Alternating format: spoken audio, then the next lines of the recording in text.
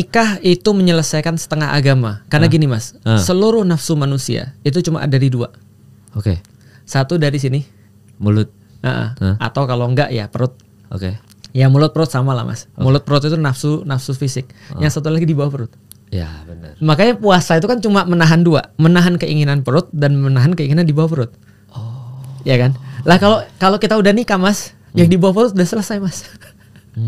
Lah berarti tinggal setengahnya lagi perut. Kalau urusan nikahnya benar. Nah kalau urusan nikahnya nggak benar, kebetulan dapat istri yang misalnya cerewet atau dapat istri misalnya ujian. Lah itulah kenapa di dalam Islam tuh ada guyonan. Ulama-ulama tuh punya guyonan. Guyonan ulama-ulama apa mas?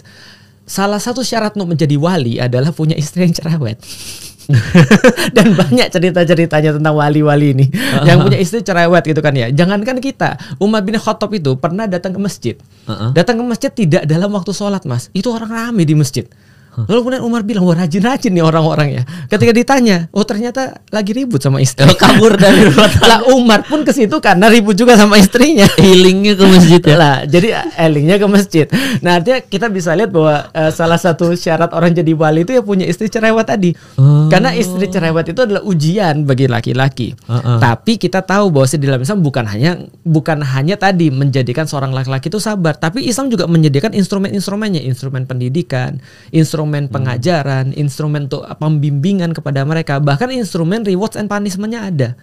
Makanya dalam Instagram saya tulis kemarin, semua salah laki-laki.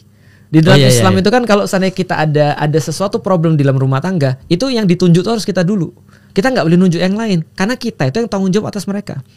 Karena begitu kita lagi salaman tuh sama bapaknya, bapaknya bilang saya nikahkan anak saya Fulanah binti Fulan kepada kamu dengan mas kawin sekian. Kita jawab saya terima nikahnya. Ijab kabul tuh selesai mas, itu pindah tuh. Semua kewajiban bapak tuh pindah ke suaminya, dan suaminya punya tambahan. Bapaknya nggak boleh ngelihat dia telanjang, suaminya boleh. Jadi suami itu lebih tinggi daripada bapaknya karena dapat seluruh hal yang dimiliki bapaknya plus boleh ngelihat anaknya telanjang. Itu bapaknya aja nggak boleh. Itu kan ya. Nah artinya apa yang termasuk dipindahin tuh mas? Dipindahin dosa bapaknya kalau anaknya ini bermaksiat. Waduh. Dosa anaknya dipindahin ke suaminya, awalnya milik bapaknya. Kalau bapaknya nggak bisa ngajarin dia untuk jadi baik, yang kena bukan bapaknya lagi karena sudah diserahkan. Itu namanya ijab kabul tuh itu. Kamu sekarang tanggung jawab, bukan saya lagi. Oh.